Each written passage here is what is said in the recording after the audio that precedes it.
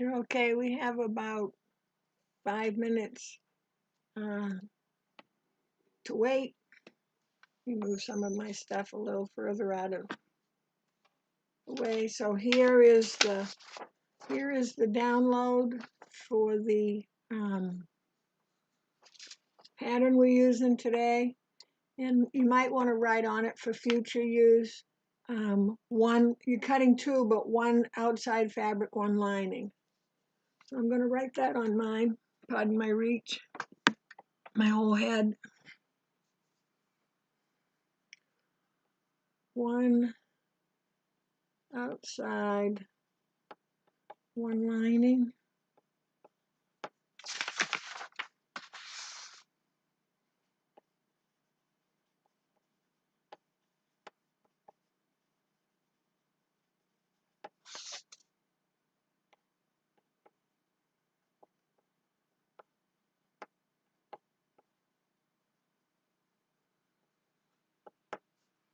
This is kind of nice because you can use up some scraps. The pieces aren't, excuse me, the pieces aren't very big. And you'll need a piece of ribbon. About 4 inches is plenty. I use grosgrain usually because it doesn't shred and it holds up pretty good. And you can be wider if you want to be wider. It's just for this part right here. So you could do a, you could take the fabric and make a little loop. I couldn't think of what it was. And I think we've done loops. We did loops on some of the bags we did.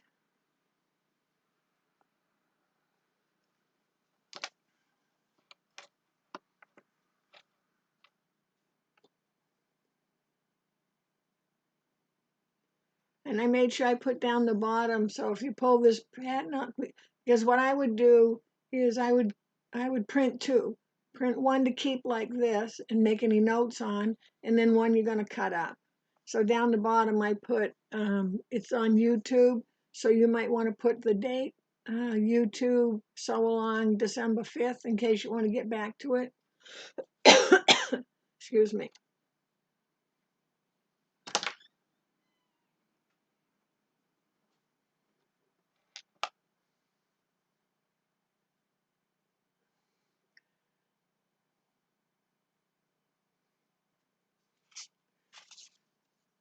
This piece of ribbon was, I bought a fat quarter bundle. So you know how they always tie it up with something nice? And even though it has the company name on it, I don't mind. It's trying to see if it's inches or centimeters. No, there's inches on there. It has the company name and stuff, but it's a nice grosgrain ribbon, and shoot. I don't know if you can see all that. Oh, what is that? Probably, was more than a yard there. So at 4 inches for each one, think of all the ones you could do. So I always hang on to these. Anytime we're doing loops for bags, or you wanna add a little ribbon onto something. Probably I wouldn't add it on as a feature, but as a loop. I don't think anybody would pay any attention. Oh, hi, Rhonda. Let's see, Rhonda, is it you and Sewing Nancy today? It's getting a little blizzardy here. Oh, me and Sewing Nancy. Cool. Hi, Nancy. Hi, Sewing Nancy. She better be sewing if I'm going to call her Sewing Nancy. So, Rhonda, I was just talking about when you buy a fat quarter bundle, a lot of times they're tied with these ribbons. And even though it has the company name on it, it still makes a good loop. So I'm going to use a piece of this today for this loop. So I'm going to set that aside. And I knew I was saving all these ribbons for something. I just didn't know what. Some of them are really, they're pretty colors. And so I just need 4 inches.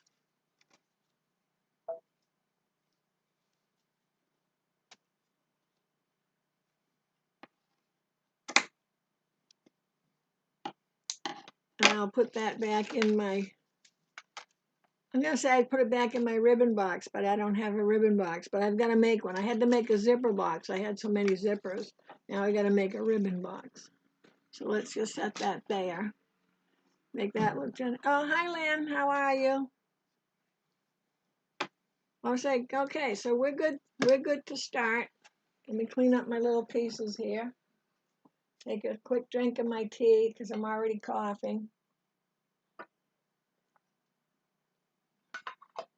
Tea's kind of lukewarm, but that's all right. Still tastes good.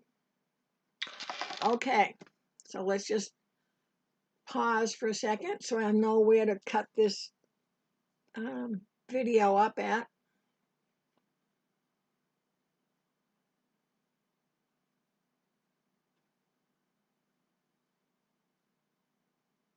Okay, so good afternoon, everyone. Welcome to the schoolhouse. If you haven't got your template, if you would go to Miss Loreens Schoolhouse Facebook yesterday, the link is there to download it for free. After today's class, it becomes $1, maybe, if I think of it. You might want to make note, and I'll probably go back in and fix it, but you might want to make note that you're cutting out 2, but one is the outside fabric, one is the lining, so you can write that on each piece. Make sure you print 2, one to cut up and one to make whatever notes you want on it.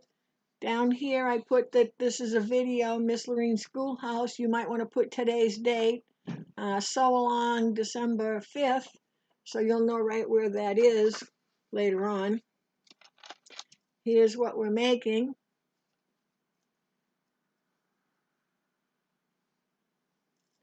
I used a snap, and I double crushed my snap, so part of it's bent over, but it still works.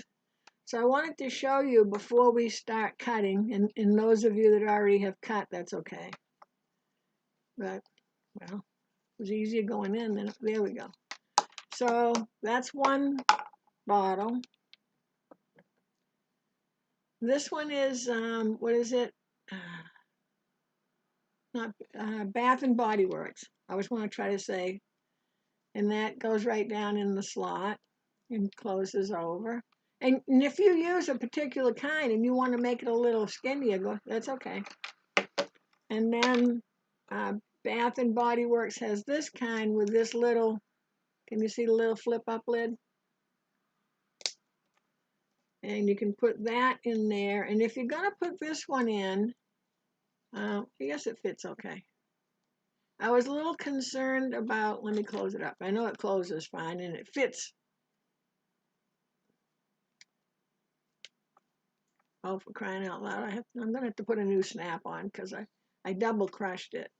So it fits for this to, which end is it? To open up, but it's a little fidgety.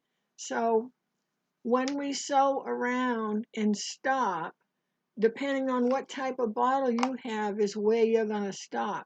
So you can adjust that for anything that you want. Now these are all 1 ounce. Now I have a 2 ounce one here. I'm not sure if you'll carry a 2 ounce. It fits in fine. And again, you might, oh no, it fits fine. But you're going to have to make a longer tab. And I would say maybe I'd go 1.5 inches just to be on the safe side, because when we put this tab on, we tuck it in so you can adjust it in and out. So I would say if you want to go with the 2 ounce bottle, it fits fine, but your tab needs to be longer.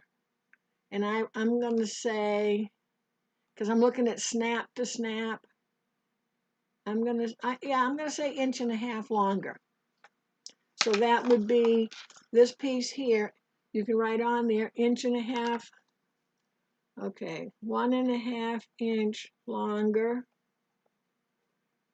for 2 ounce bottle. I make my notes right on it because, then I can find them. I used to do that, make notes separate, and then they, then they get separated. Oh. Okay, so there's the different bottles that I had that all work. These two are Bath and Body Works, and they do ship because I got those shipped a while back. These two I think came from the drugstore, maybe Walmart. This is 1 ounce. This one's 2. Okay, and that was the whole point in doing this the way I did, because if you have some other type of bottle or something else you want to put in there, you can adjust it. Okay, so we're going to have 3 pieces. This is the flap. I call this the front, and you know, you could always embroider on there. And then this is the pocket. I used a snap. If you don't have a snap setter, and I'll show you mine when I'm done, when you make the flap, before you put it onto the body, you can do your buttonhole, because you want to make sure your buttonhole is through both sections.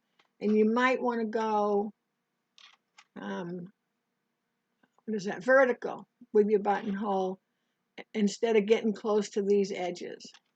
Okay, so today I'm doing a snap. I'll just leave that off. And then the ribbon, or you could make your own loop like we did in the bags. If for some reason you want to make this part, so without having the key ring and so forth, you could make your own loop, make it a little wider, obviously, and only put one section in here and leave the other one out and put a button here, and then you could, or a snap, and then you could snap this on, button or snap this on to whatever you want to put it on. It's up to you. I find this one just easier, and I kind of like the way it looks. Which reminds me, I don't know if it'll be next week or not, but we're going to make another bag. I know you're going to cry and go, another bag. I'm going to show you another way to do a bag. But what we're going to do is we're going to kind of make it on this idea that will hold your mask. Because I can't tell you how many times I get out of my car and I've left my mask in the car. And so if I have my hand sanitizer and my mask, little bag, already snapped onto my pocketbook, then it takes care of my dim-wittedness of not being able to remember. Anybody with me there? You ever forget, you have to get across the parking lot and you go, oh, I forgot my mask. I try now to just put it on the second I get out of the car, but sometimes I forget. Okay, so let me move all this out of the way.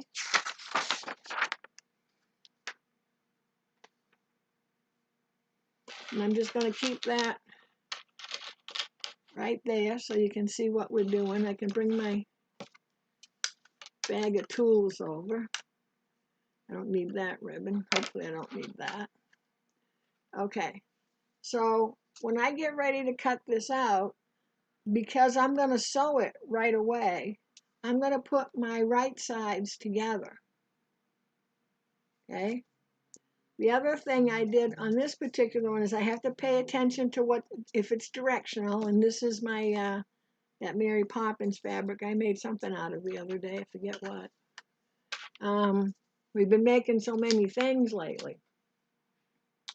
So I want to make sure my fabric's going in the right direction. So you have to remember, okay, this is easy, but this one is going to turn down. So you're actually putting it on the fabric. Hopefully I got mine upside down. Can't tell. I can't tell. I think it's upside down. Yeah, it is. And this is also a good place to use your fabric glue stick, or I'm going to use a piece of tape.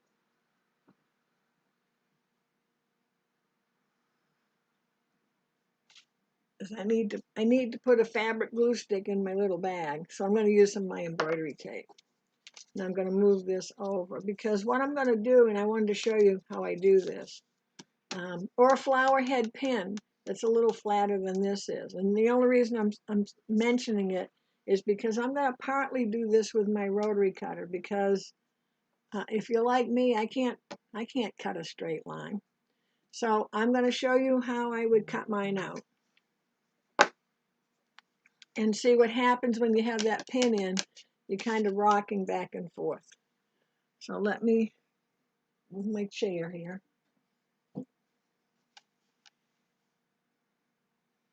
And I'll try to stay in view as best I can. There we go.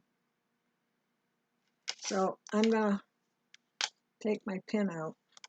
So you would just, oh, I was going to use my tape, wasn't I, after all that carrying on about my tape.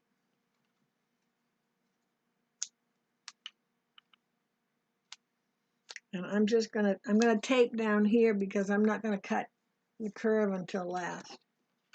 So when I cut mine out, do you see how I still have my black line around? I always leave my black line on because if I cut it off, and then I cut one out and I cut a little more off, and I cut another one out and I cut a little more off, and then I'll wonder why my pattern doesn't work. So I leave the black.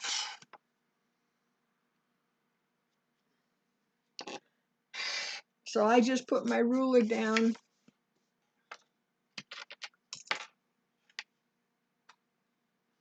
on the line. I want to cut my ribbon.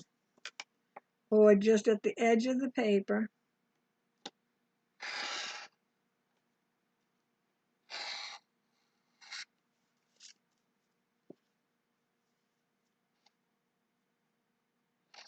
And you notice I don't saw back and forth because then it looks like the beaver's got it. And I think I've shown you this, I kind of do this, kind of rock it in that spot, because generally it's just one little spot. And let me just put my pin back on there. Okay. So now I'm going to do this one. I know I should have taped all three at once. I hear you. How about if I do two at once?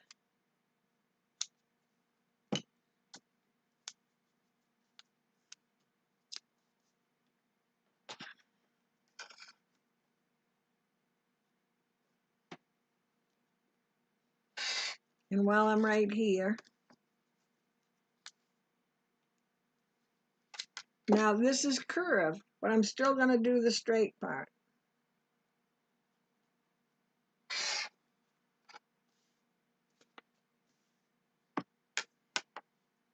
And I'm just going to go on each straight side.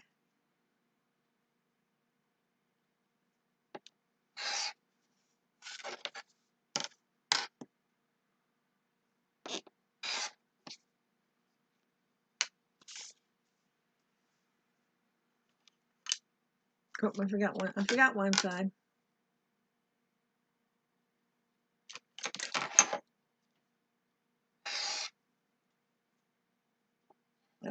That little guy just wants to hang on forever here. There we go.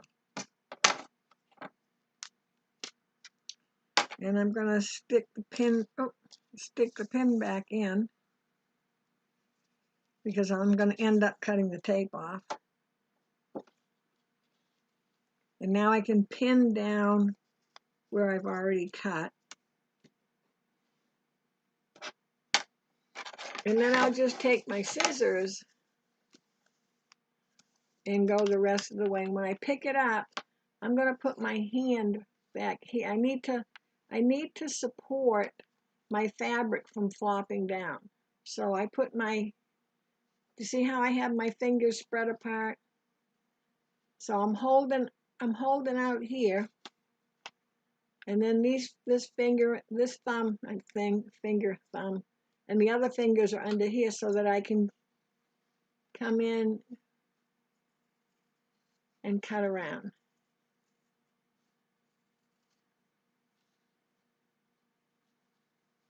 And I just want to be careful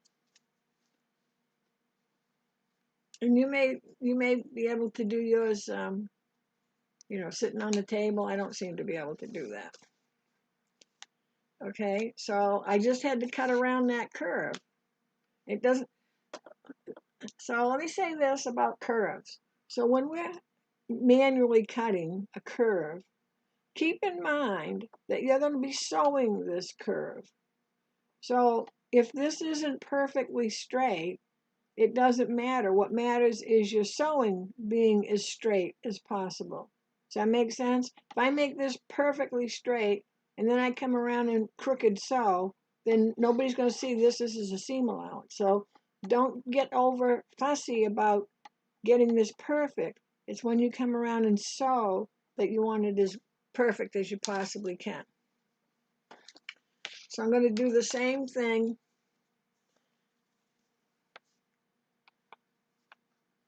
I've got my scissors are on top of my hand in case you're wondering if I was going to cut my fingers off. I just have to make sure that my fabric stays taut. It's not all flopping around under there. And again, I'm going to be as perfect as I can because it's all about the sewing. Okay, now I just need to trim the corners. Look, see how the corner, there we go. I just got to trim that corner. And again, I've got my fingers underneath holding that fabric. So it's not, see if I let go of it, see how it can flop down? So I just have to push it up.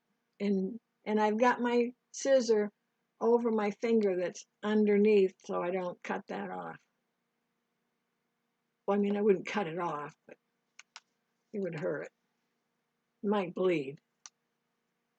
I'd hate to think I would cut my own finger off without knowing I was cutting it as I was going. Okay, so let me get some of this. Now I'm going to see I had a nice little area, all neat. Okay, let's put that right there so we remember what we're doing.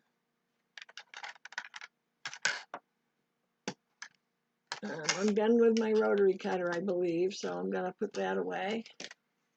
And my ruler, I'm done with that, because you know I can't have all this junk out all over the place.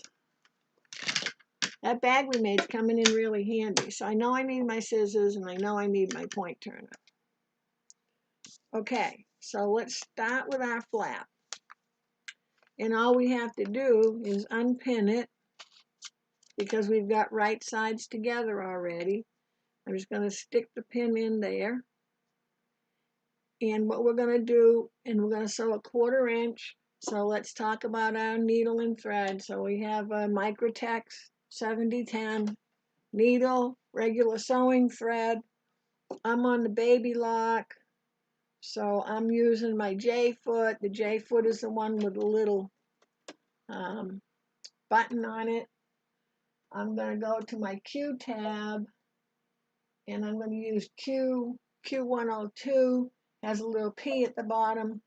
If you don't have the Q tab, not Q-tip, Q tab, scroll through your stitches, look for the straight stitches that have a P for piecing, at the bottom of it, and look for the straight stitch that's a little right of center, and then you can use the edge of your J foot for your 1/4 inch.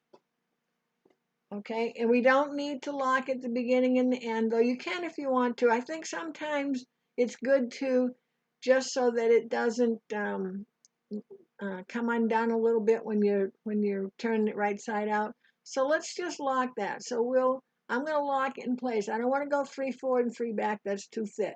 So I'm going to lock in place, which means straight up and down stitching for 3 times.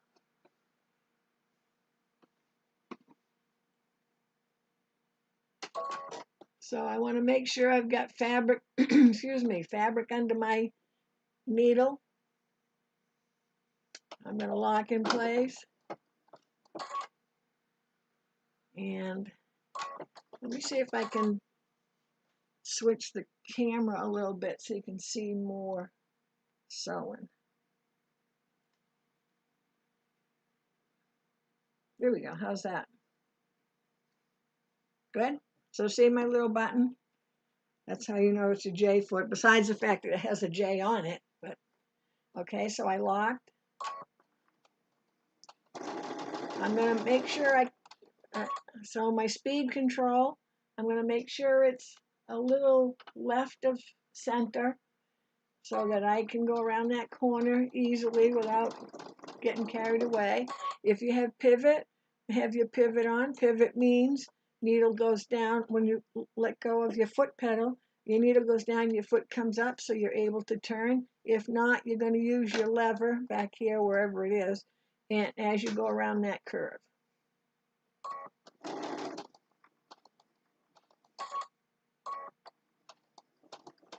And you want to try to make as smooth a turn as possible. It's not going to be perfect. Not your prom dress, just a sanitizer holder. But we do strive to do it as best we can.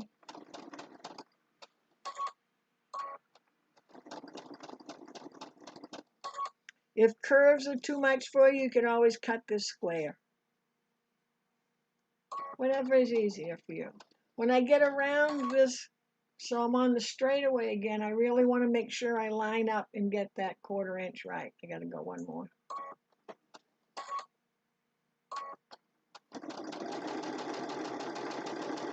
And then when I get to the end, I'm going to lock it again. 1, 2, 3. Okay, pin comes out. Scissors. This is the only time we're going to use the edge of our scissors. And we're going to clip from the straightaway all the way around to the straightaway. Okay, so I'm see if I can hold mine far enough away. And we're clipping up to, but not including, the stitching you just did. Let me get a few done and see if I can. Oh, all right, I'm either in the shadow or, yeah, there. Let's see how close. Oh, wrong way.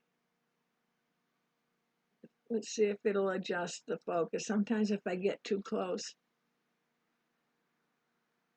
I can't focus in. But see, there's all my little clips are right there. I know it's probably not the easiest. Oh, maybe no, they won't show any better. Doesn't matter what side I do it on, they aren't going to show any better. So if you put the tip of your scissors to end before you're stitching, then you should never clip you never should be clipping your stitching because you've put your scissors out of harm's way. And if you do clip them, just sew again. So just inside of where you clip. Just don't be in a big hurry. If you had pinking shears, you could use those, and then you wouldn't have to clip. So we've clipped all the way around. I got my iron out and forgot the little pressing mat.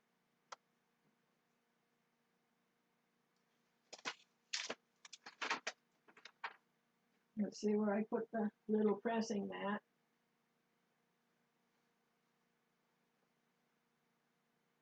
Or I'll have to use my big pressing mat, but we're going to press now.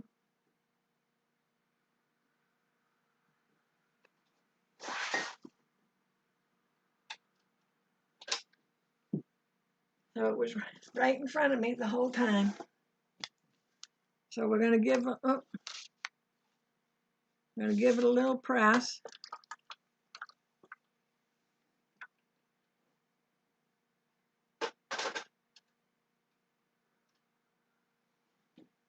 We're going to turn it right side out.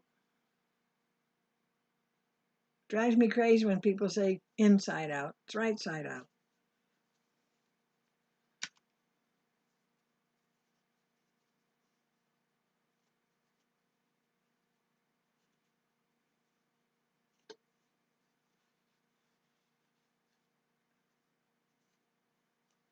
And I'm sure it's, you're not going to be perfectly round. If you are, great.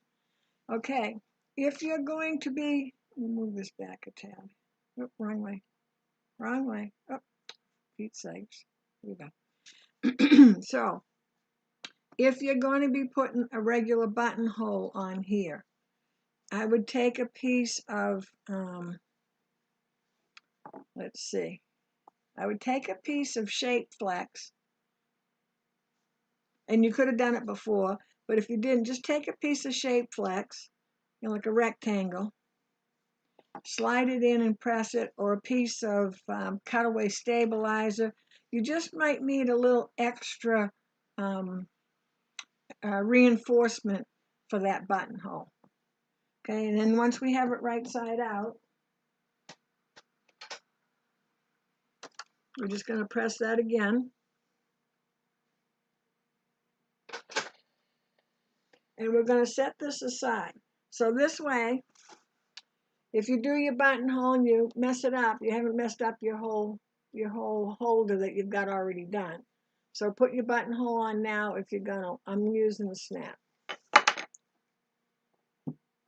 I think it's easier to undo, redo with a snap.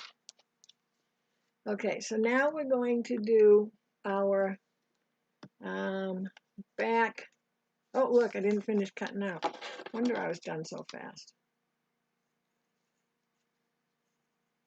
Were you guys yelling at me that I didn't finish my job?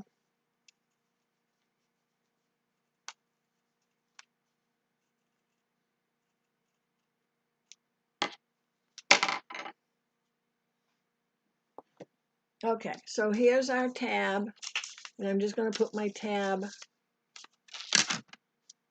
Let's see.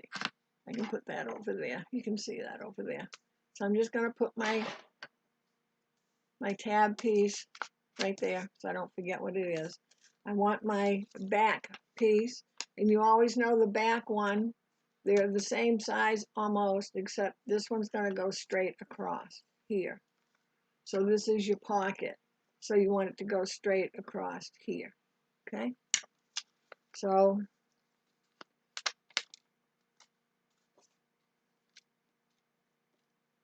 and I wrinkled up my piece while I was sitting here, so I'm just going to give it a quick little press.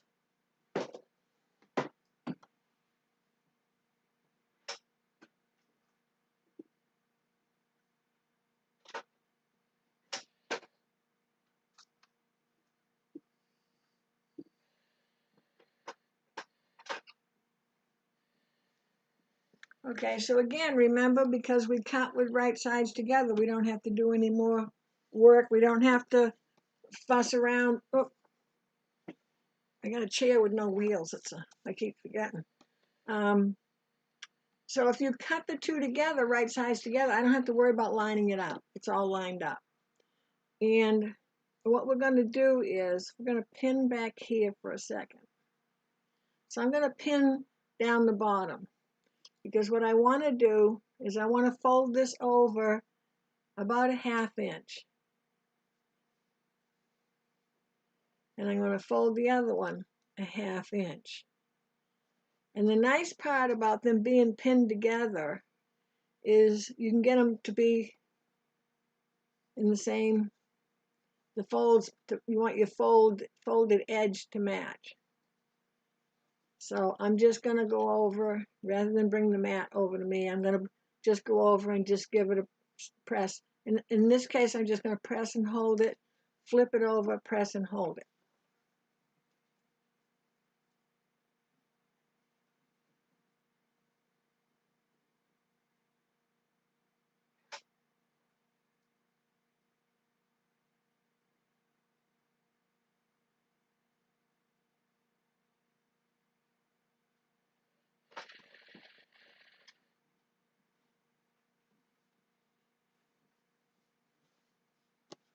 Okay, so that's going to give us this finished edge. And what I'm avoiding is having to put a little spot somewhere to turn it right side out and then hope I can stitch it closed and not notice. I don't find I'm the best at that. So I do it this way. So I want to make sure that those ends are meeting. So I'm going to move my pin, and my ends are meeting, and I mean the ends, the folded edge. And I'm keeping my pins in, out of the way of my sewing, so I can leave the pins in. And now we're going to sew, and we can do a locking stitch, 1/4 inch. Try to go as straight as you can over to here, and then you're going to go around and up, and then up here. Be careful that this doesn't flip back on you. Let me get my chair back in order. Okay. The most important part is these ends meet. If you don't meet perfectly at the bottom, just make sure you come inside, that you don't have one fabric not sewn. 1/4 inch seam.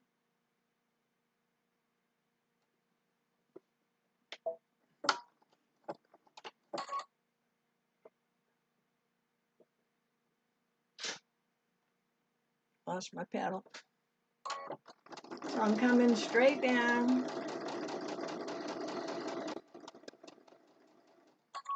I'm 1/4 inch from the edge of that bottom.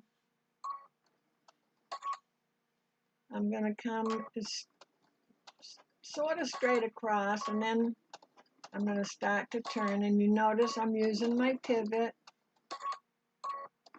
taking my time.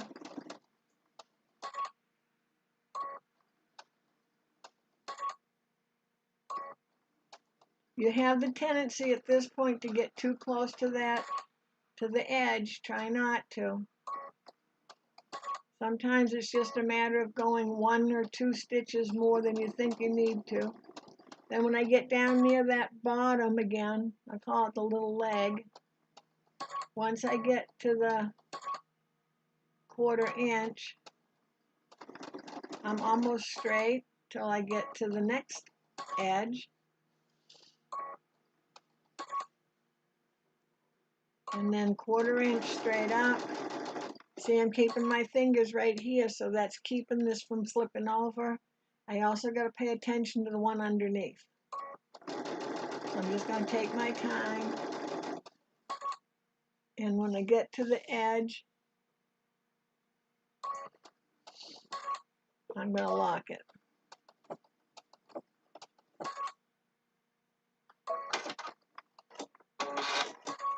Okay, I might as well get my mat this time, make it easier on you. Oop, it's blowing away. Take my pins out.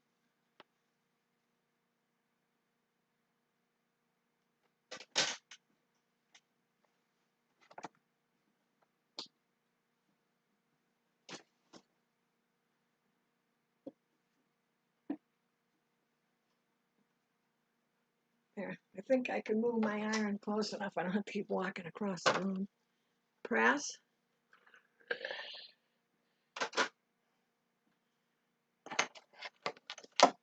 Okay. Curves again. So the first thing I'm going to do is I'm just going to cut my corner.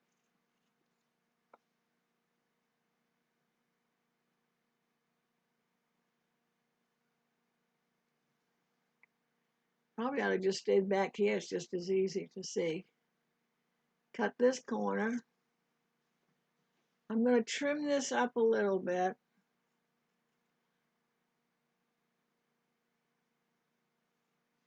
Just because I seem to be quite a bit bigger here. Don't trim too close. And then I'm going to go ahead and snip, and I'm going to start snipping up in the straight, because I find that's where people make the mistake, is they don't start clipping quite soon enough. And I'm snipping every 1/8 of an inch.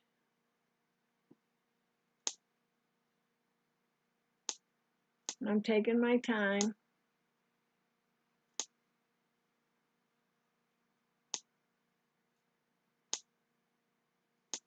Now, when I get up,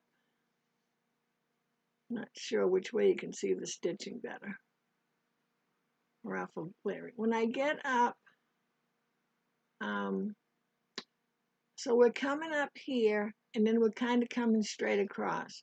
So the point between coming up and the straight across, right in this corner, make sure you snip in that corner. Doesn't matter if you have another snip a thread away. Just make sure you snip in that corner.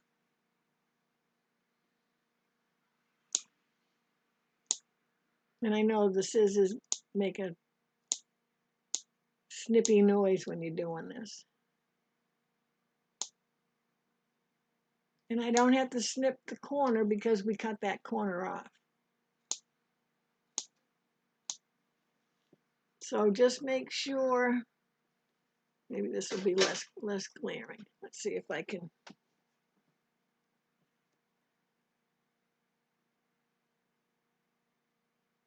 Well, let's see if I can bring the camera down to it. That works better. All right, so you can see all my snips there. So as we're coming up here, and then we're sort of like almost straight across, where the coming up the hill, and then your plateau, make sure you snip in each of those corners. But can you see all my little, you can see all my little snips? If you have a lot of fabric up in here, trim out a little bit because you don't want to have a bunch in there. But it's easier to snip first, and then if I need to come in and trim it up a little bit, I know it makes a mess on your table, but it's easier, well, at least to me it seems to be, it's easier to, oh, look at my mat. And don't do it on your mat. I got 5,000 little pieces there. Okay? So we're going to turn this one right side out. Let me get rid of my mess.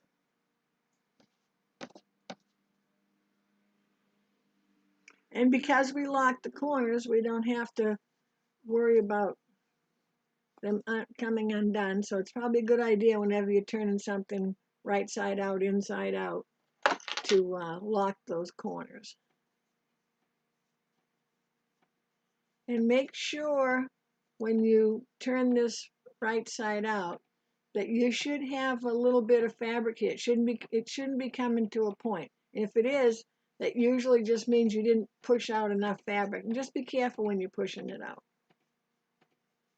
I call it, it's like little legs.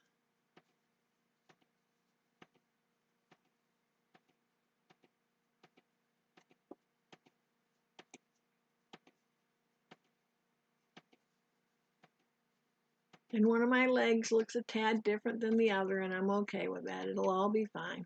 Looks like a little pair of shorts.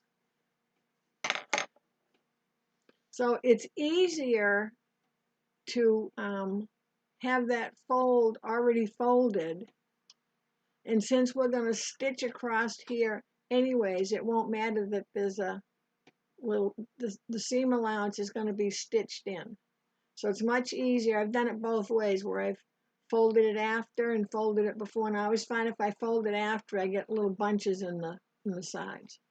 If you have any puckering here, try to iron it first, but generally it means you didn't snip enough. And I mean you didn't snip often enough.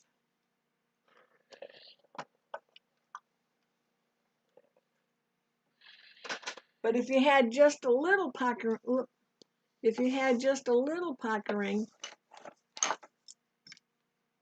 it should have come out, it should have flattened out when you ironed. So now we're going to come straight across here. So hopefully you have a thread that it's going to show. So whatever you started sewing with, I sew with whatever's going to show here. My bobbin, I didn't do the matchy.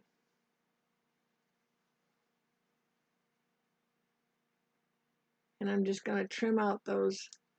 There was some little threads sticking out. It's easier to trim them out now than to try to trim them after you've sewn across. So about 1/8 of an inch from the edge. So we're going to lock in place, stitch across, and lock in place.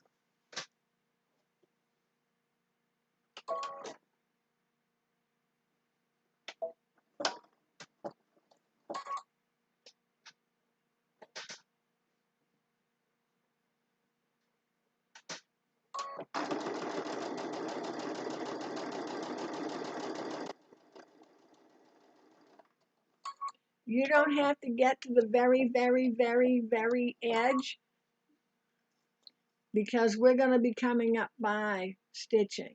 So if you're not at like hanging off the edge, no one's going to notice.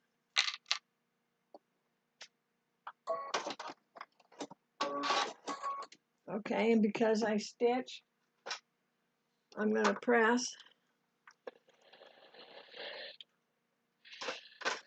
You pressing with me, Rhonda? Or you making Nancy do that? Okay. Oh, I want to clip my threads. Try to clip your threads as you're going along. Just easier. Okay, so I can set that now aside. That's my back pocket. Now the front pocket. Okay, so I'm just gonna pin in the center. Okay. Look, trying to find a spot where you see it the best. Here we go. Okay, what we're gonna do now is we've got this curved edge here. And that's just to give a little curve right here, so it's just not so sharp. Because see how it sticks out a little on each side? So I found that when I did it straight, it just didn't look nice. So what we're gonna do is, let me go with my pointer. Let's get our, all right, I was gonna say my, yeah, I put them away. You can put a little mark right here with your fabric markers. I just had mine and I said, oh, I won't need those. Oh no, here they are. Okay. You're probably yelling at me too, saying, right behind you, right behind you. Okay. So we're gonna put a little mark. And you can use your cutting mat. We're gonna put a little mark about, so see where the curve is, where the curve ends. Let's mark over about a 1/2 inch. And do the same for the other side.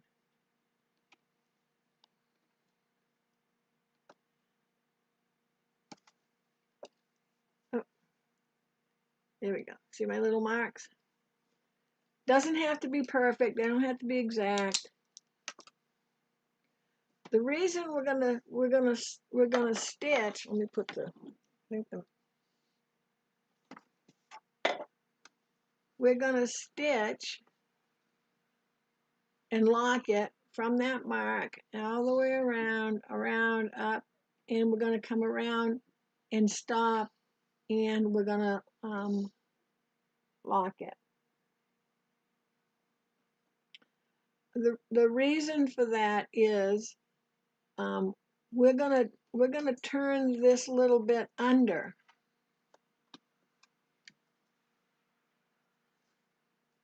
So let's see it from this side. The tab is going to go inside of that area. But we want to make sure that we're stitched. So maybe we better not lock it, because we might have to take a couple stitches out to get your tab in. So let's not lock it. We'll stitch around, because we're going to come back and stitch across here anyways. We just want to come around the corner so that we've shaped the corner with our seam, rather than trying to figure out how to shape that corner on our own. And if I do mine and you want to wait, and so to see how that works. So I'm going to stitch around. I'm not going to lock it. I'm going to stitch around all the way around and stop at that mark. Okay? If you're a little before the mark, it's good, but don't be past the mark. We just want to be able to shape that corner. Okay, so 1/4 inch seam all the way around. So make sure you have your 2 marks.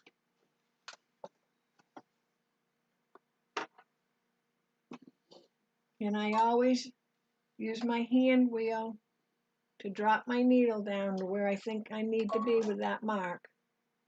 I've got my 1/4 inch line up. And a lot of you have a bobbin case, a bobbin cover that has the markings on it. If you have a baby lock or brother and you don't have one, you can get one. I don't know about other machines. So you can use that 1/4 inch line if you want to. You can use your 1/4 inch foot with the guide, whatever makes you happy. So I'm going to go slow because I'm going to go straight until I get to that curve. And I'm just going to curve slowly.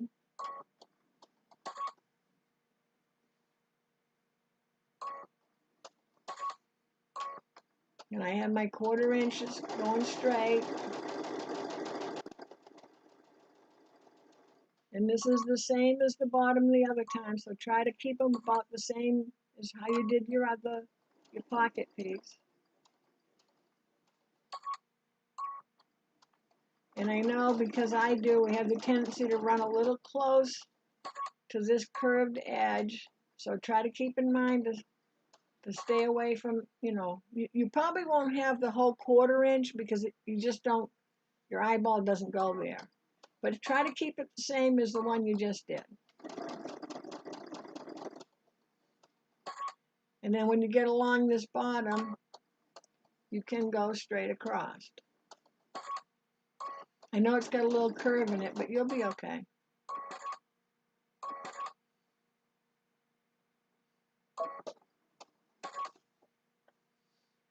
And then straight up again.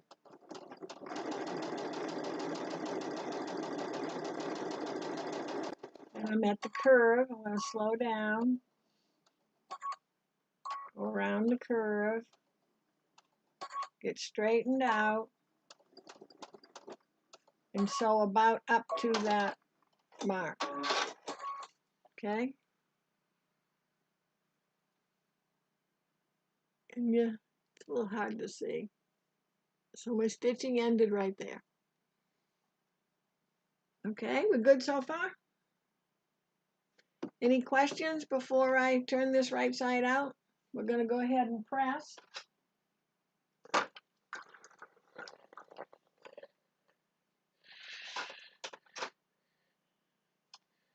Then what we're going to do is where these 2 lines are of stitching, I'm going to fold, gotta get them apart. I'm just going to fold it down so it should run nice and straight across. And I'm going to press this one. So I'm going to finger press it first. Don't worry about the other guy. Don't worry about the other guy, the lining fabric. Let's do one at a time. So I'm going to finger press that down just so I can look and say, yeah, that looks about the same distance, the same. See I'm folded down? I want the same distance of going across. And we'll just take care of one at a time. Boy, snow is starting to build up. Oh, hot, hot. Okay, so see how that's down? I mean, it is sticking up a little bit. That's okay. Now I can turn around and deal with this one. And when I fold it, it should be the same as the other side.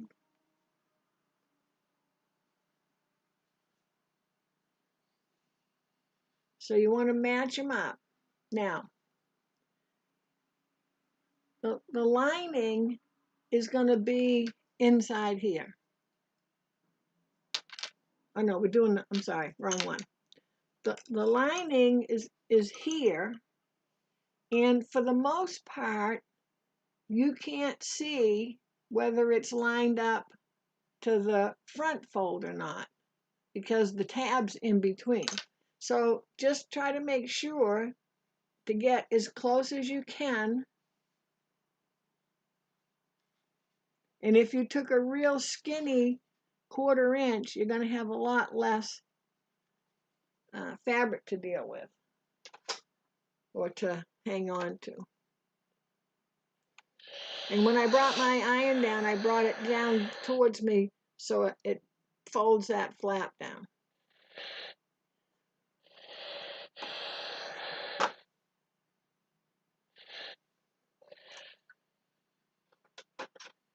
Okay?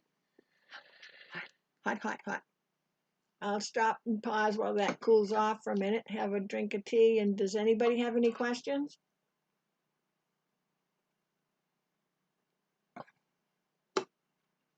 I can't see if you're paying any attention or not. Okay, so now we've got to do the same thing we did before. So we're going to clip those corners.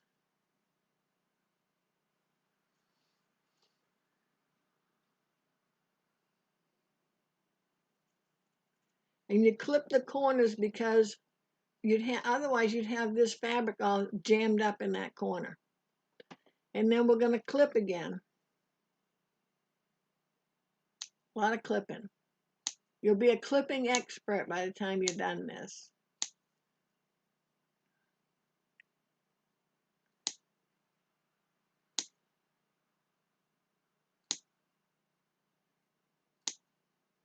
I'm sorry that it makes that clicking noise because it's probably even louder to you.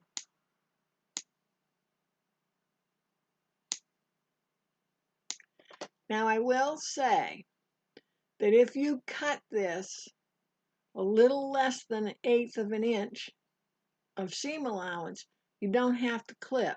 But if you're not used to trimming that close, don't. I want to make sure that there's one right in the middle. I didn't mention that before, right in the middle.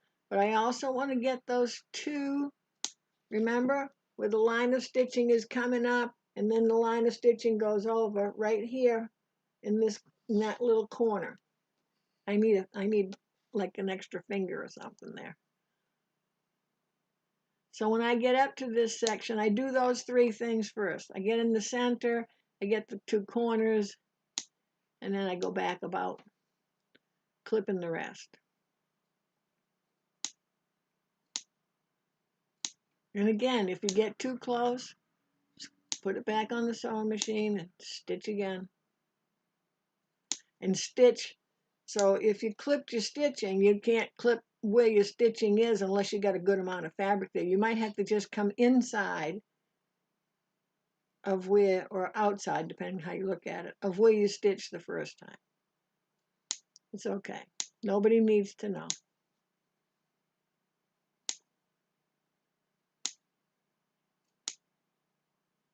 We won't tell them you.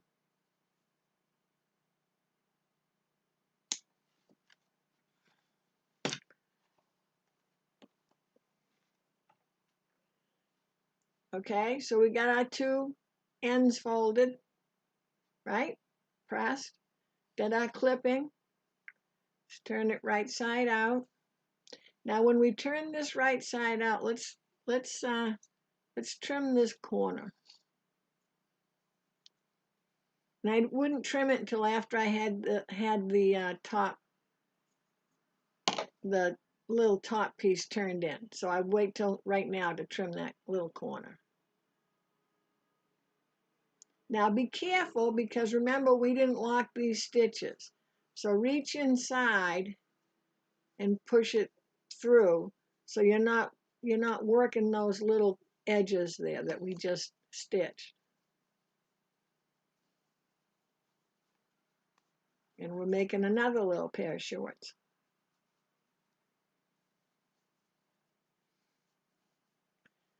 Okay, so let's worry about this end first before we worry about this corners. So let's get our little legs all settled in. And generally you can tell you haven't pushed the fabric all out because the legs look kind of funny. They should look like the ones you just got done. And sometimes it looks like you've pushed the fabric out, but you really haven't. I'm running my pointer, my turner along the bottom of the leg. And I go back into the corner again. And again, don't worry about this end yet. Let's get our little legs situated.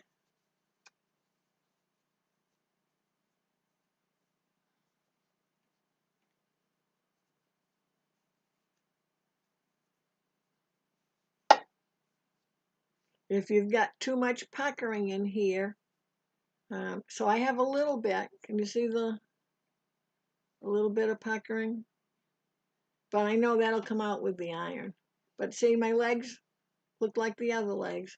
Now, let's take our turner and just run your turner up this side. And all of a sudden, you'll find your little corner there. And again, I'm going to run my turner up the side.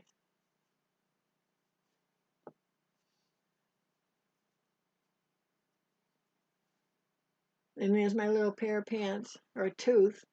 It'll be a tooth.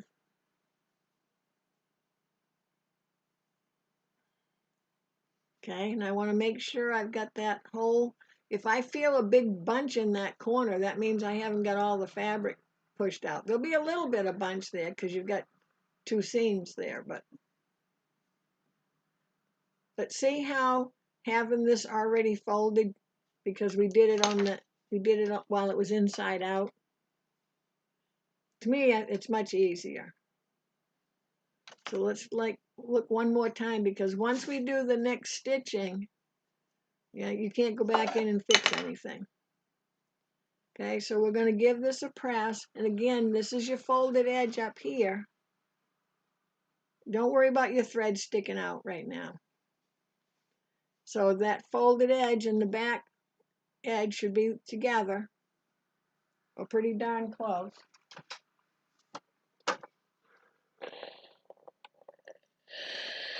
Yep, I unfolded my edge.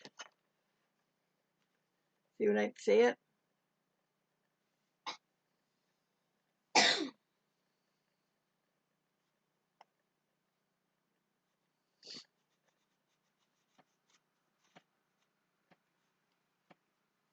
And that's a real pain in the neck to get that flat again. Ah, almost ironed my own finger. There we go. Okay, so you got this is your little front pants. And I got threads hanging out. I'm not going to worry about them yet. Okay, so here's my little front. Don't need my back pocket yet. Here's my flap. So I want to see if my flap is going to fit in here nice and smoothly. And if it's not, I'll undo some stitches. I've been fortunate so far that, and I don't want it to have any wrinkles there. It's like a pair of bib overalls. I want to make sure I have an even amount on each side. So if you need to use your mat to do that, go ahead. I'm going to eyeball. If you need to undo a little bit, I'm not going to use my seam ripper. I'm just going to snip, and I'll just snip because I can see the thread. I can snip one thread.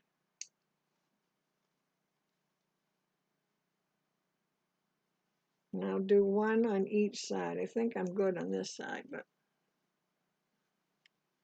just undo one thread at a time.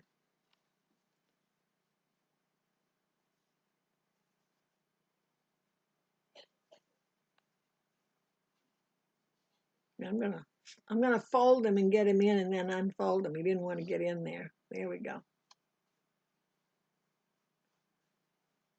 And this is what I was talking about. If you're using that 2 ounce, if you're using the 2 ounce bottle, we cut it 1.5 inches longer. So if you just put a pin here and then put your bottle in, or put your bottle down, and then just see how far down it's going to go. I think it's about here. You can set your pocket there. Your bottle. Yeah, let's try it this way. And then you can see how far you might have to scoot that in. And you can have extra, you know, this little part here. You can have extra. The bottle's not going to come out. So if you were a little higher with that extra, and your bottle was like, so say it was, you had that much extra, that's okay. You don't have to be tight, because it really isn't going to come out. I don't know, unless you're horseback riding or something, maybe. Okay, so we want to turn and look at both sides to make sure everything's nice and flat and even. And we can put one pin in. I got to move my mat, or I'll pin myself to my mat.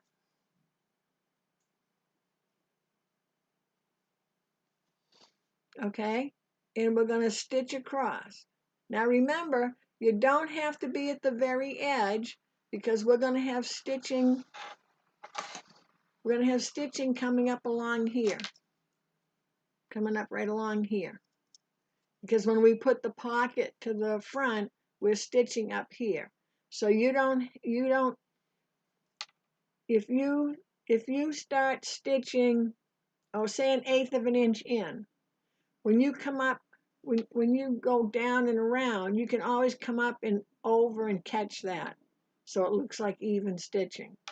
There's ways we can get around that. Okay, so I'm going to have mine right side up. So my Mary Poppins is right side up. Hooray for that. My house is right side up, only the roof's cut off.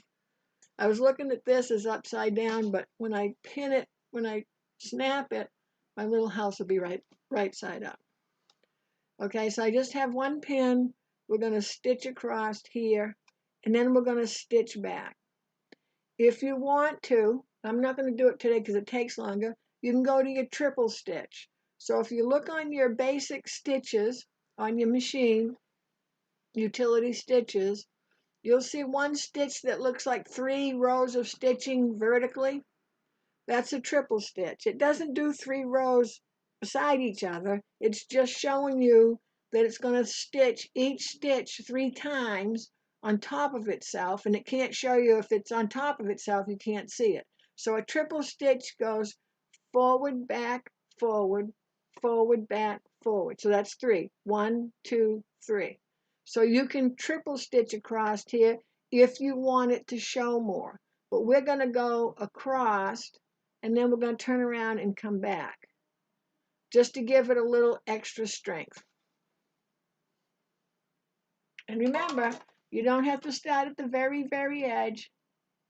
Just make sure everything's under the foot and the needle is on fabric. And I'm going to stitch in place. And we're about 1/8 of an inch, just like regular top stitching would be. Okay, so I'm stuck in one spot. So I'm going to lift my needle up, lift my foot up just a tad, and help it forward. Now, I'm going to take a stitch because I want to remind you, I think we learned it in one of our classes. You got the button here? Okay, so if you have the J foot baby lock brother, the A foot Janome, get a little round black button. So your foot is up, your needle's down. Push the button. If it doesn't go in, press down the front of the presser foot, and when the button goes in, you're going to hang on to it, lower your foot, and start your stitching. Look, I'm still stuck. And you should be able to go right ahead. I'm stuck for some reason, so let me find out what. what my problem is. Oh, I didn't have any thread and I had an extra piece of fabric in there. How did that happen? Okay, so I came unthreaded.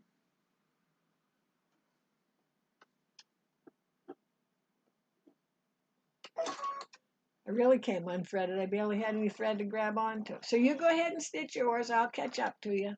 When you get to the other end, needle down, just needle down, turn, and come back.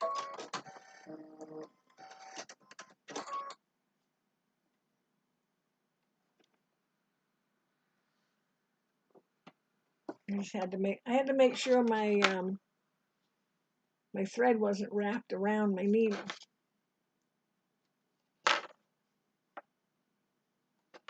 So I probably shouldn't have done that stitch in place right at that very edge.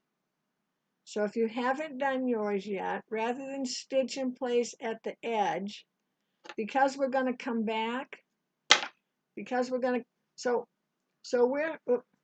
we're stitching down and back. So if we come in, maybe a 1/4 inch in, stitch down to the end, come back, and then you're going to stitch back over to the end and do your locking stitch. Okay? So see if that works easier for you.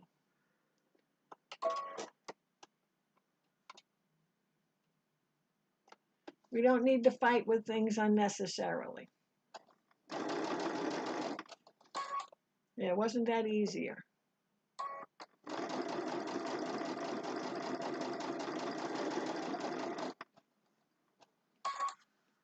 So I got to the end.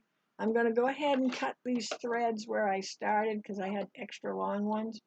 But I want to cut them before I get there and stitch. I'm going to stitch over them, and then I don't have to fight with trimming those up.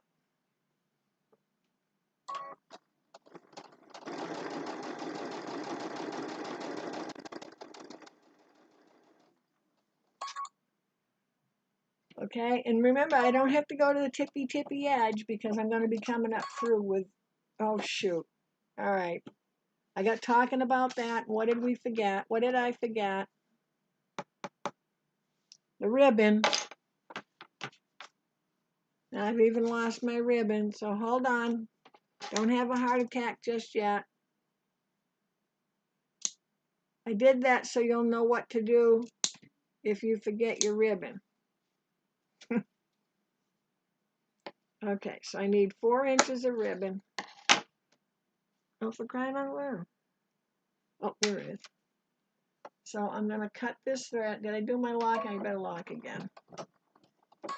Okay. So if this happens to you,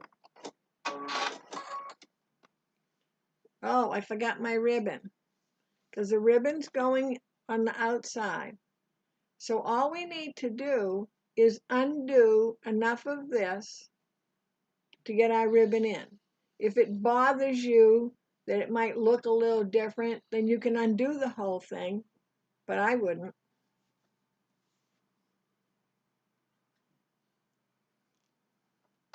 I had, oh, see, my ribbon fell down. I was going to say I had it right out to remind me. But these are the kinds of things that happen in real life, and they're going to happen to you. And so what I want to do is I'm going to take my marking pen and I want to fold and just get a little crease, and I want to just put a little line there. And this is my, where am I? This is my, if I get all this other junk out of the way, this is my heat away pen. So I just put a little mark in the center because I only need to open this up about 1 inch to get my ribbon in. I don't need to get all carried away. And this is a good thing. It doesn't hurt to have more reinforcement here as well, because this is the part right here that dangles, you know, that pulls on it. If you can hear the snowplow, I apologize. I hear scraping of snowplow. So I'm just going to get my seam ripper in enough to get one stitch out. And then I'll go back the other way.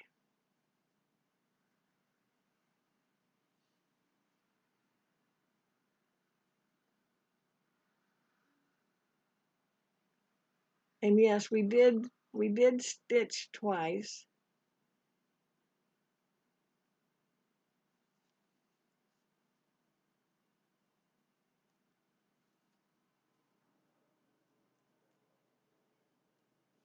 Okay, so I don't want to get carried away in how much I'm undoing.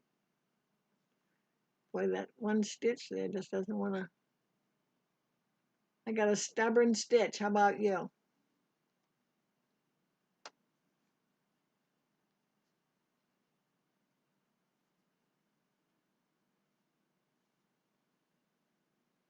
And see, I'm just opening it up enough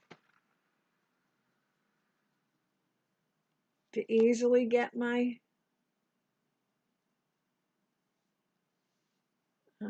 ribbon in. And I just want to turn it over to the back just to get rid of the thread where I'm going to restitch. But by leaving it stitched, I don't have to worry about this moving. So I think I've got enough. And I'm just going to fold it in half. The fold is facing up towards the top, what did I call it, flap. And I'm just putting it in whatever distance I want. So I want to have it at least 1/4 of an inch in there. But this part of the loop is determined by what you want.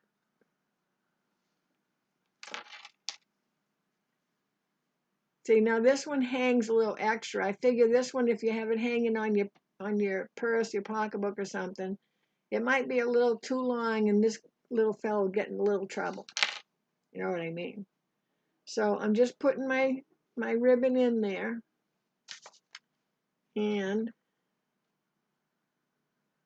I'm going to pin it. If you're using a satin ribbon, you don't want to pin it. You might just hold it in place. And so I'm just making sure that my ribbon's in the center. I've got enough in here, so my ribbon is right. Here's the edge. My ribbon is right to Mary Poppins' head. So what I'm going to do is I'm going to come over near this edge. I'm going to lock in place. I'm going to go over the same distance, and I'm going to come back, and I think I'm going to come over one more time just to have that in place. 2 should be plenty, but what the heck. But if I start a little ways away from where I changed it, so if I start along where this edge is, so I'm on this side, if I start stitching about where this is, then that helps reinforce that as well. So it was a happy accident. I'm not going to lock yet because I'm going to go down and back and down. So I don't want to have bunches of fabric there.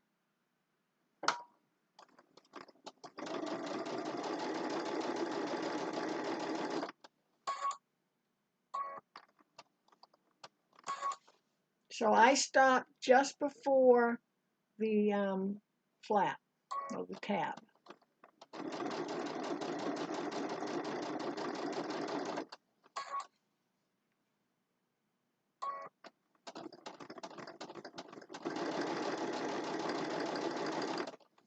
Okay, so if that's too much stitching for you, just do 2, it'll be fine. Okay, so now that's how we're supposed to look. And let's trim up our little strays of thread. Bless you.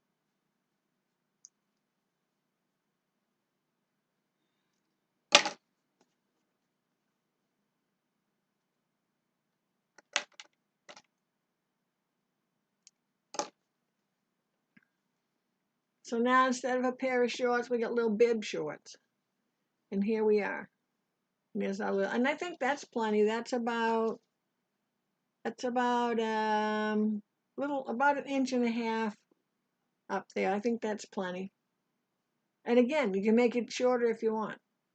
And if you have one of those, so if you just had this clip, this lobster clip part, it doesn't have a way of you sliding it on without a key ring. So if you wanted just a clip, you would have slid your clip onto the ribbon before you sewed it in. So it would be like that. Follow me there? Is anybody still with me? Am I all alone?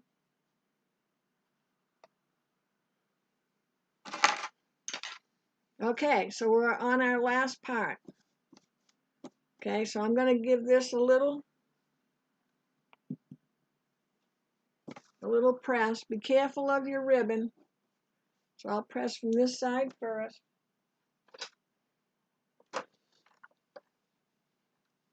I think my iron might have shut off on me. Oh no, there it goes.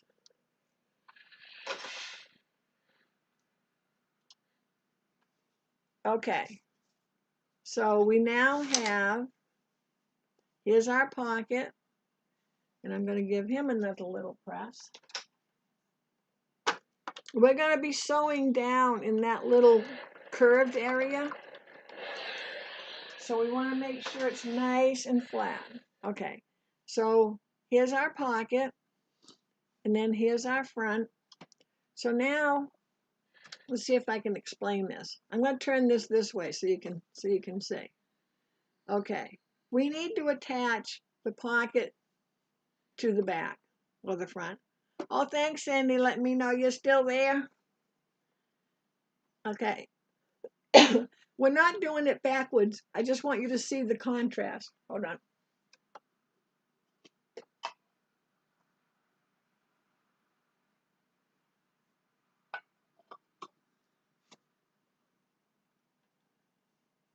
What we need to do is we're going to attach the pocket to the oh, for Pete's sakes, to the front. But we can't stitch in here because you got to get the end of the bottle through.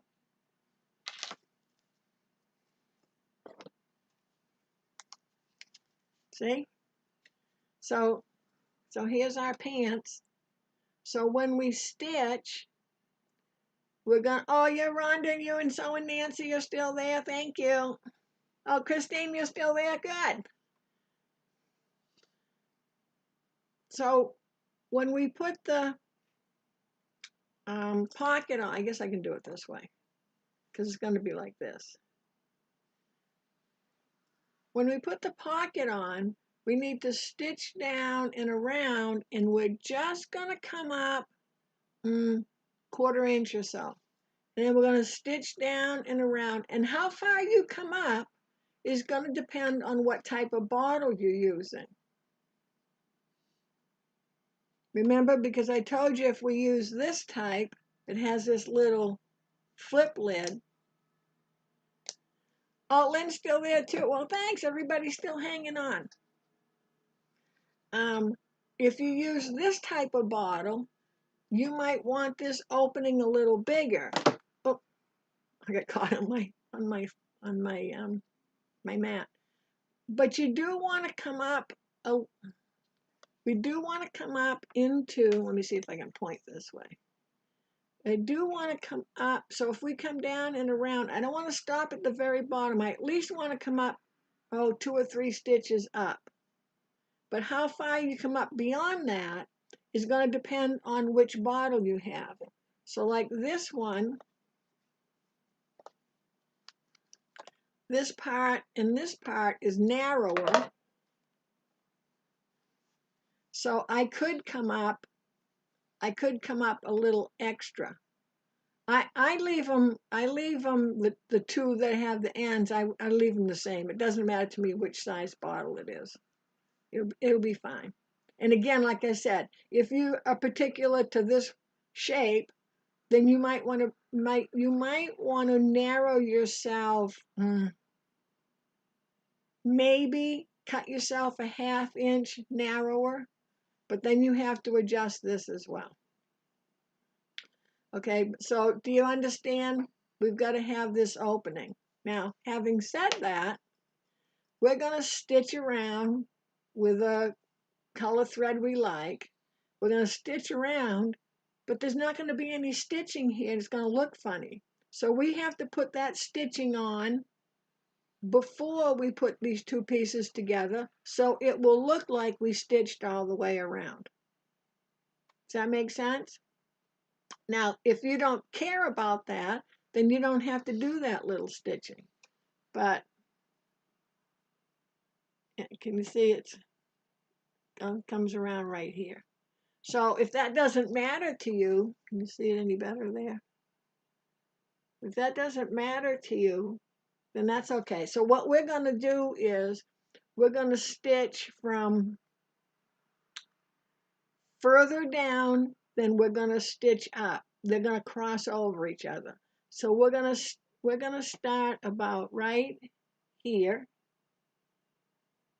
and we're going to stitch up and around and stop about right there. So we're a little before that curve. And we're going to do each one separate because otherwise we'd be stitching it closed. So I'm going to do a little locking stitch, come up and around, and then come here and lock it. And I'm going to do the same thing on this one. We want to be the same distance away that we will be when we stitch the sides, so about 1/8 of an inch. Let me see. What's it show on better? Oh, here. Can you see that one? Or this one? There we go, right here by my thumb. We're about 1/8 of an inch away. So when we stitch around here, we want to be that 1/8 of an inch away. And if you're like me and you've got a colored thread in the top and beige in the bottom, then you got to make sure both of your right sides are up when you stitch around so it's the same thread going all the way. So let's do that. So remember, we're starting right about here. So see how we're coming around and down just as we start to go into that downward slope. You don't have to be exact. You just don't want to be too short. And then when we're putting it together, the stitches don't meet. So it's better to come down a little more than you need to than a little less. Hopefully that makes sense.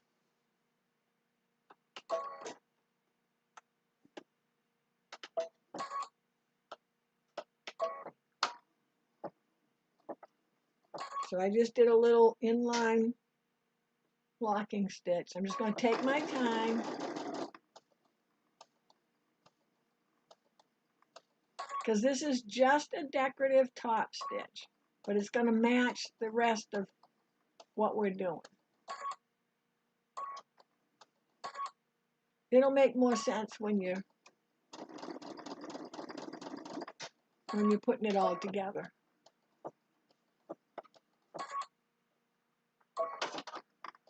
And lock at the end. So, can you see, there we go. So see, it starts here and ends here. So see, it goes up, around, and down. Do you see it? And it's gonna be a little puckery. We'll just iron that. Once I lay it down, it's not puckery. And we're gonna do the same thing on this one. They don't have to start in the exact same spot because they're gonna be opposite each other. They're not gonna be like beside each other, you can see. But be as close as you can.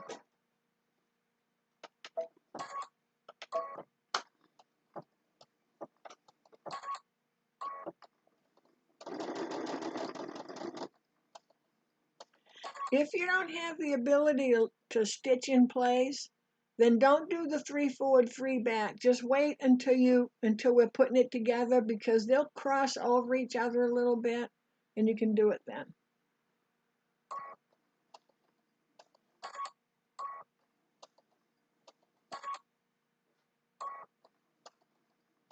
And you notice I'm taking my time going around the corner. Oh, now see that one I went too far, but that's okay.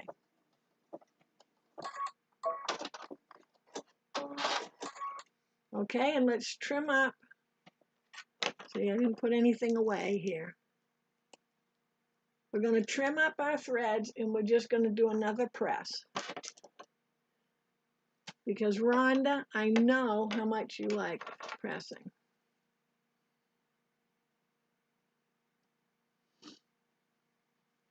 I think so and Nancy should do your pressing.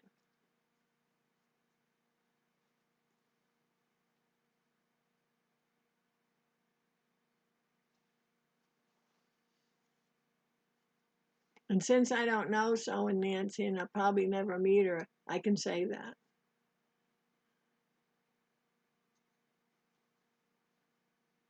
Okay, so we trimmed up our threads. Let's give up our pants a little press.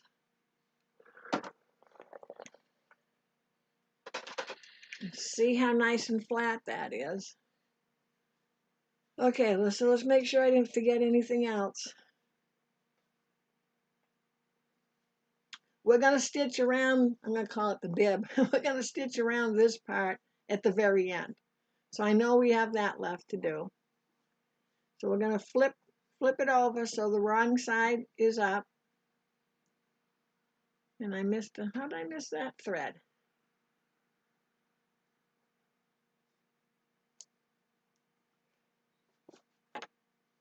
And we're going to match our little pants up.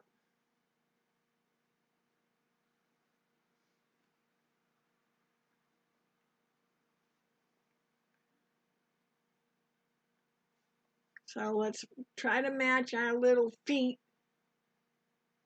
as best we can. You know, this is funny because I sewed this little foot a little different than this one, but I sewed the other one the same difference as this one. Now, how do you know that?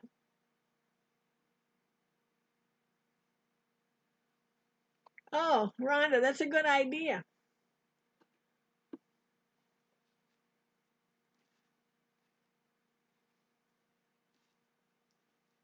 Okay, so let's put a pin where we need to stop.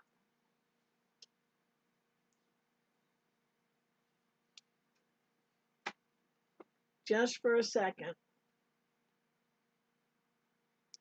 Or where we think we're going to stop.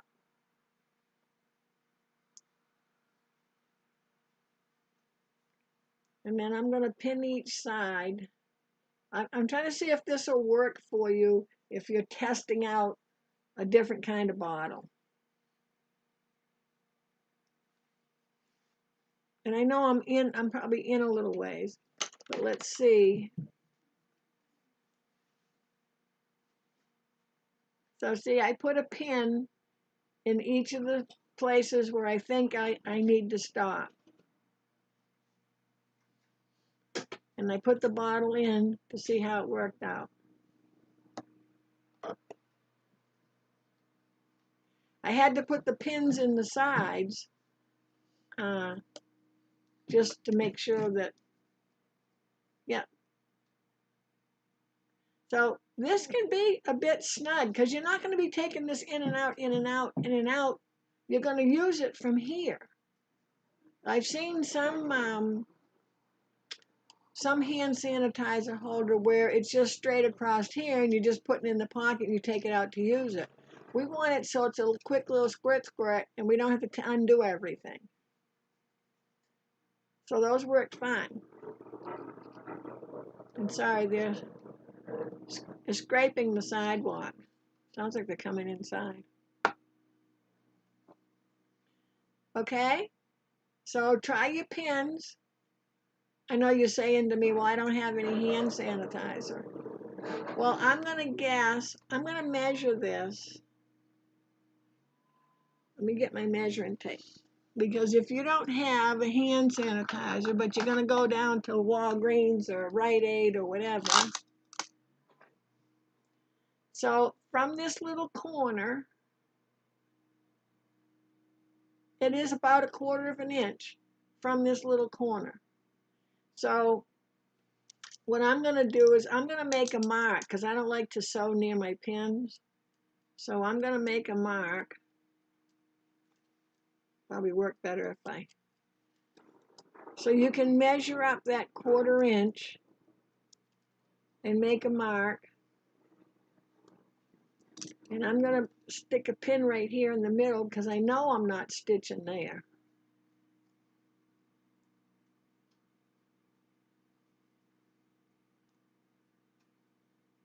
And make sure your sides are lined up. And you know what? It may not be perfect, but it's okay. This one's more perfect than usual. I may have to keep this for myself. Okay? So I put a pin here because that's holding the whole thing. I put my marks. Can you see my mark? So there's one mark, and there's the other mark. So from this little corner right here, this little corner right here, where we start to slope up, I measured up 1/4 of an inch. Okay? So I'm going to stitch here, and I'm going to lock it, and I should have stitches from what I just did should be down past my mark. If they're not, you need to make them past the mark because you don't want to stitch up. And that's why on this one, I came all the way down to the end. I wasn't paying any attention. And I don't think there's any problem with that because I'm going to come up over it a little bit. So I'm going to lock and stitch here, come around and up, and I want to go back and back. I want to come down and back across the little pocket part. I don't think it's going to have stress because so far the bottles are smaller, but why not? We'll do it anyway. And then I'm going to do the same thing again. So I'm going to start here. If I start here, it's a little harder to get started because I'm on the bump. So in this one, let's start on this side and go around. So we're going to lock, come around, come up. Right where the two meet, we're going to go back and forth and then come up. And remember how I told you that if you didn't come all the way over with your stitches, you can come up and around and run into these stitches that are here. Does that make sense? And then lock here. Okay?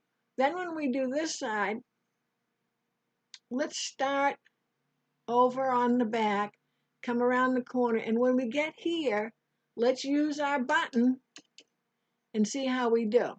Okay? So we'll do that second. We'll do this and get used to going around this little edge, and then we'll come back and do this one second. All right? So, got your marks? So it's like, it's on your mark, get set, go. We're doing the right side first. So I'm bringing my needle down right in where my mark is, but also right in where my previous stitching is.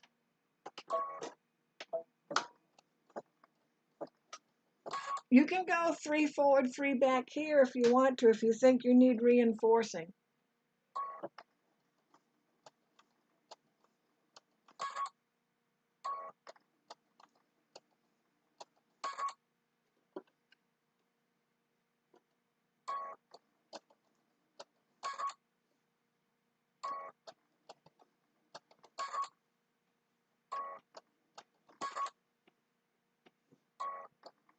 I keep thinking I'm at the edge and I'm not quite there. There we go. Remember, we're about 1/8 of an inch away from the edge.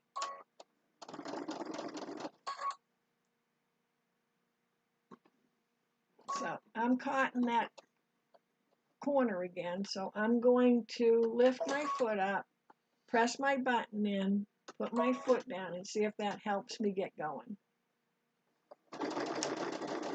There we go. And the button just pops out when it doesn't need to be used anymore. Okay, so I'm hanging on to that where the pocket is meeting the edge of the pocket. I want to go off the pocket just a little, turn around and come back down again, and then go back. So generally, once you've stitched over the heavy part, if you come back, it's not hard. And then I'm going to come down. Now I'm on this section here. So I'm going to come up and around and meet that stitching in case I didn't make it out all the way.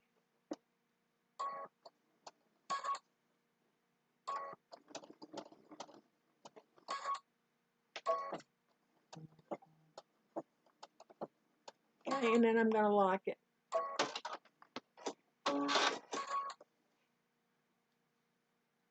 Okay, and yeah, you can see how I am. Okay, now we're going to try this side, and what I'm going to do, let me do mine first. You guys wait a second, because you probably already passed me, but that's okay. I'm going to start near this, like the tab, and I'm going to come across, and then I'm going to use my button, so my needle will stop just before the pocket. I'm going to use my button. It should help me get across.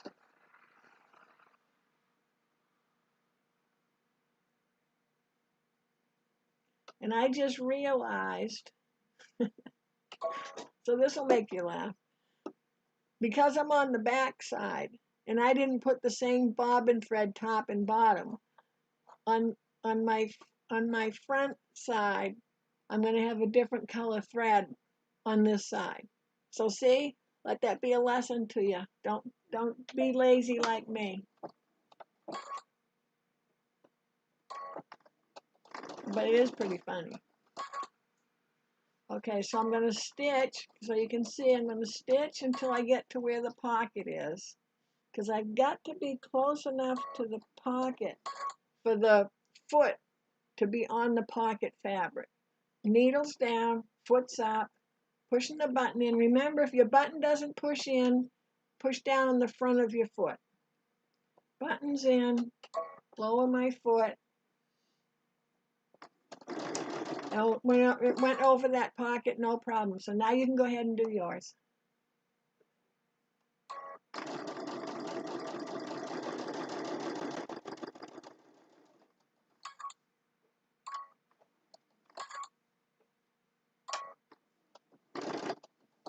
Okay, I'm having the same issue at the bottom again, so I'm going to use my button.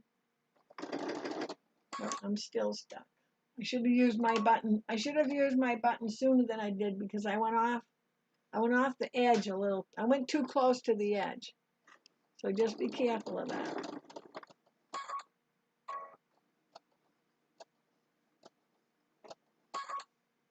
And then I'm going to come up to my mark again, but I'm following, so I got to take this pin out of the middle because it's in the way.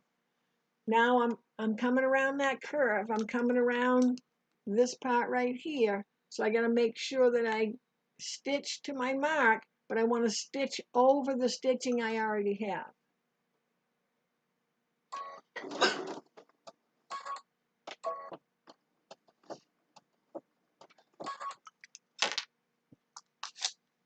Get some of this stuff out of the way. Oh, yep, cut my thread. Okay, I want to trim my threads out.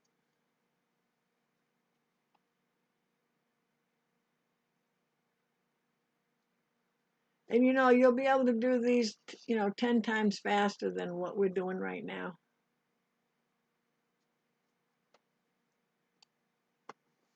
Okay, and we stitched, so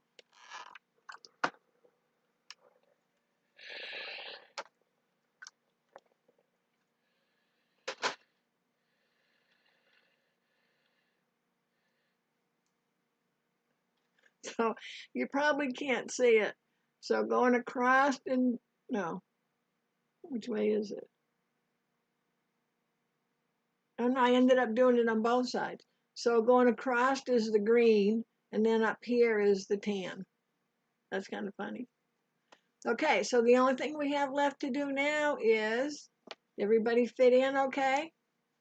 Check that out. So now we're going to stitch around the top. So I am going to press it again. I know, Rhonda.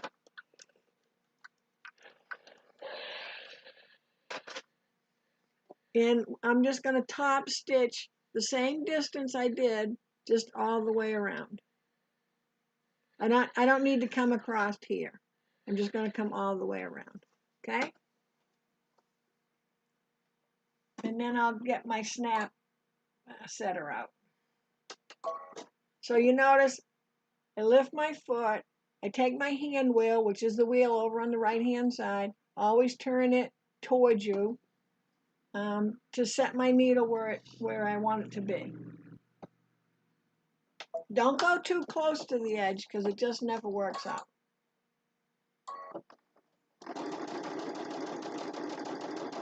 And this is just a top stitch, it's not sewing anything else together.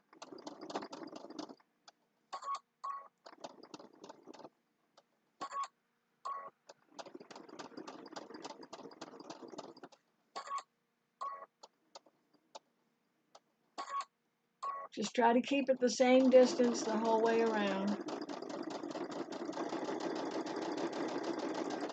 And I'm going to stop just when I get to the body. And lock it. Okay, trim the threads.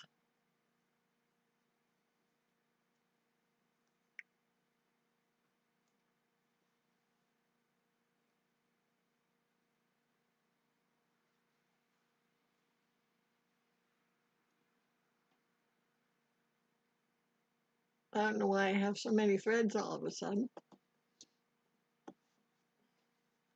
And yes, it's final press.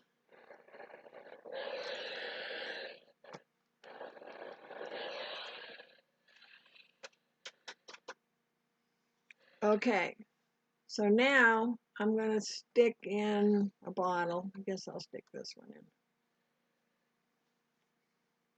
And I want to see where my snap's going to go.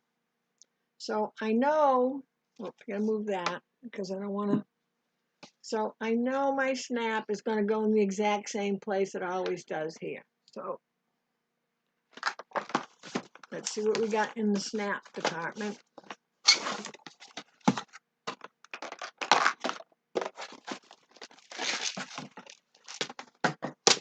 Okay, so we need our snap setter and pokey tool. And then we need some snaps.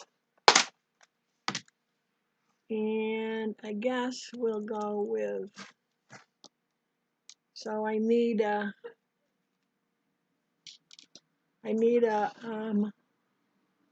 innie and an outie. And then 2 tabs. I think when I got this one, because I think it all came together as some kind of package deal, probably on Amazon.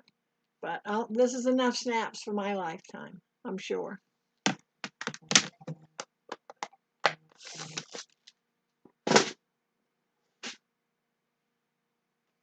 Okay, so an innie and an outie, and then 2 bags. Okay, and you can measure this if you want to be perfect. And if you want to measure it, generally if you just put it on your mat, I'm going to do my pokey tool. Just put it on your mat and center it on each side here. Oh. And then find out what's in the middle. But I'm just going to eyeball it. And I need to come up a little ways because remember, can you see that little guy?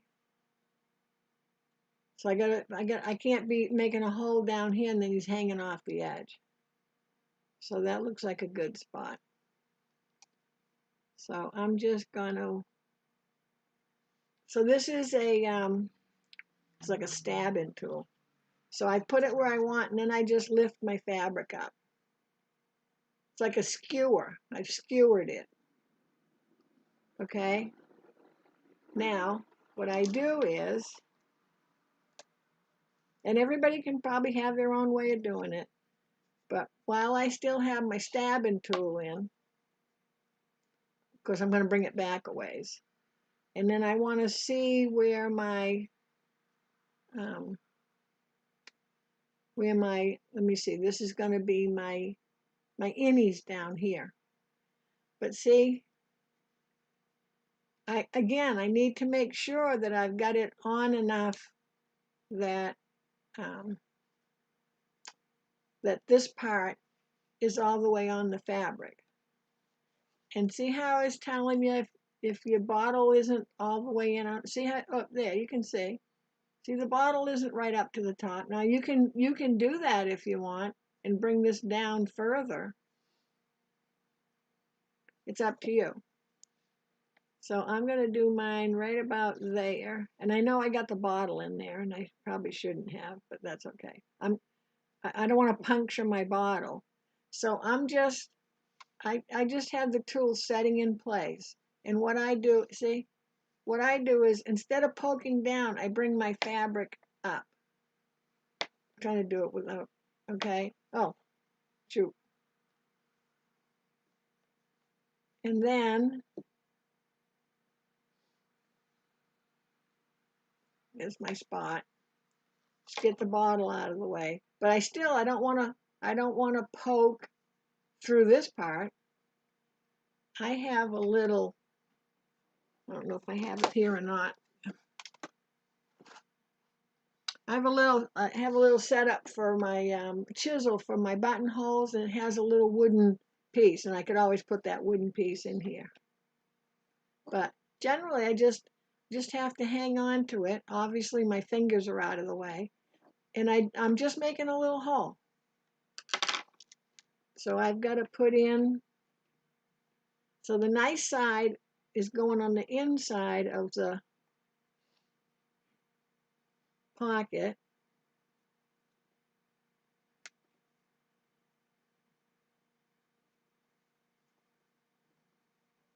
I probably should have put it further down, but that's okay. Can you see my little stabber there? So I just put in this flat side. And the flat side on the tab goes on the outside.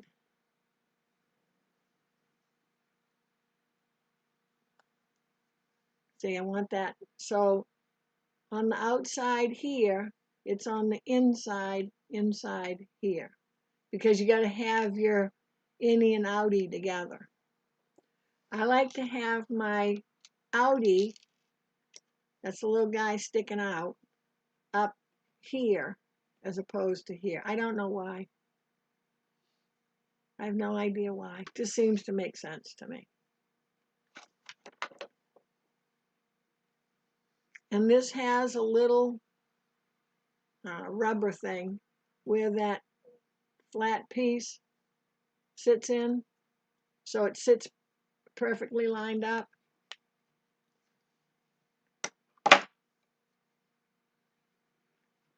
And then I just have to do this one. I used the wrong hand to squeeze with, that hurt.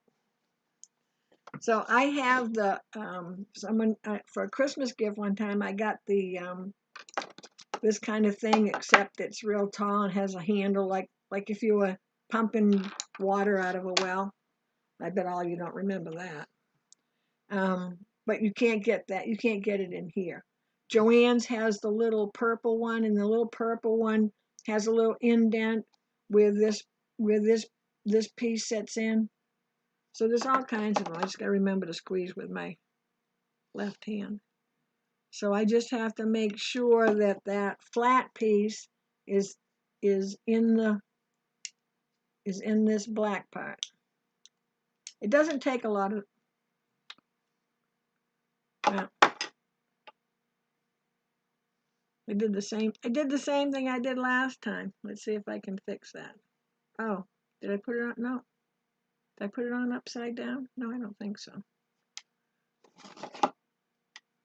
Oh, I never had that happen before. Oh, there we go. I didn't have the, there we go.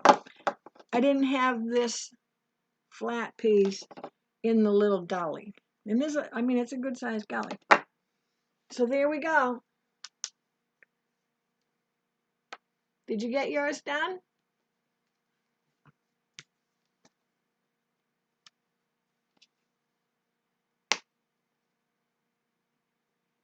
So I just put a key ring on there. Again, don't forget, if you're going to use just like a lobster claw, which is what this one is, just this part, it does not have an opening anywhere. It's a regular D-ring. Can you see the little D-ring? So you would have had to slide that on the ribbon before you put the ribbon in. And you can do it without the lobster claw and just have the key rings. We can get those anywhere. Okay, so there we are. So there's Mary Poppins. And there's the house, a little bicycle. And then there's more house there. Oh, Christine, yours is done except for the snap. I remember years and years and years ago, and I still think it's the same color. It's purple. Snap Setter, it's called. And I know Joann's has that for, I don't know, $10 or $12, something like that. And that works fine too. And you can just get a little package of snaps. This one that I have, it came in with all the snaps. It was a kit sometime. It was too long ago for me to tell you that it's the same price. Okay, Lynn, Lynn, I think is gonna do a buttonhole. Remember, if you're gonna do a buttonhole, do it before you put this together, so in case it gets messed up. And make sure you put a little something inside of here for a little stabilizer. And again, if you want this to be a little more stiffer, then on your front sections, all your front sections, put in fuse on a piece of shape flex before you cut it out, or when you cut it out at the same time. Okay, so there we go. We'll be all sanitized up now. So thanks everyone for joining in. If you're new, if you would hit the the subscribe button, and hit the little bell so you get reminded of when the live class is getting ready to start. I try to start them about 15 minutes before class, 10-15 minutes before class, just to give you time in case you forgot to get your stuff in order. And I'll see you next Saturday. So next Saturday, I have to work. I have a class. So we'll be 1:30 next Saturday. And I'll put a reminder up on Miss Loreens's Schoolhouse Facebook. And if you enjoyed this and you're going to make some yourself, do a thumbs up, please. And I always say you can skip the thumbs down. I'm good with not knowing that you don't like it. And again, thank you everyone, for you people that are up here in New England and we're having a blizzard. Stay safe, stay home. Careful if you're shoveling. Thanks everyone for joining.